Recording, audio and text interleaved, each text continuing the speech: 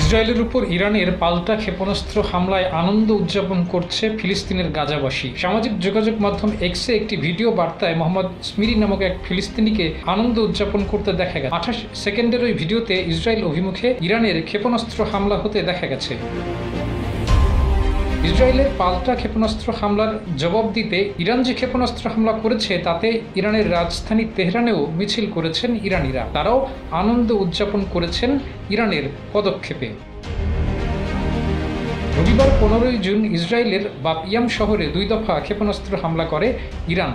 একটি ভিডিওতে দেখা গেছে ক্ষেপণাস্ত্র গিয়ে একটি বহুতল আবাসিক ভবনে গিয়ে সেখানে ধ্বংসস্তূপে পরিণত করেছে। বাতইয়ামে 3 জন নিহত এবং 100 জন আহত হয়েছে ইরানের হামলায়। ইরানের পক্ষে যুদ্ধে জড়িয়েছে ইয়েমেনের ইরানের মিত্র গোষ্ঠী হুতির ওই অংশগ্রহণ প্রথম কোনো বিদেশি শক্তির ইরানের পক্ষে ইসরায়েলের বিরুদ্ধে যুদ্ধে অংশ নেওয়া। যমুনা স্মার্ট রেফ্রিজারেটর, স্মার্ট লাইফে স্মার্ট রেফ্রিজারেটর।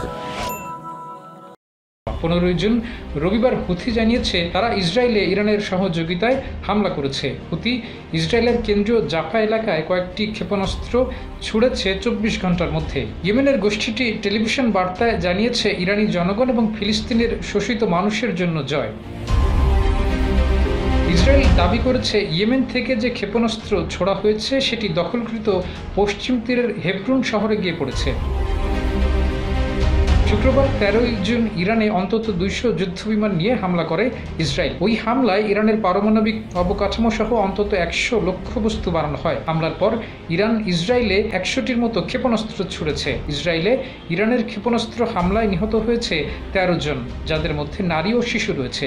13 জুনের হামলার পর থেকেই ইসরায়েল এবং ইরানের মধ্যে পাল্টাপাল্টি ক্ষেপণাস্ত্র হামলা অব্যাহত রয়েছে। যুদ্ধ দীর্ঘমেয়াদে হতে পারে বলে হুঁশিয়ারি দিয়েছে ইসরায়েল। ইরানের পারমাণবিক স্থাপনার আশপাশ থেকে ইরানের নাগরিকদের সরে যাওয়ার নির্দেশ দিয়েছে ইসরায়েলের সশস্ত্র বাহিনী IDF।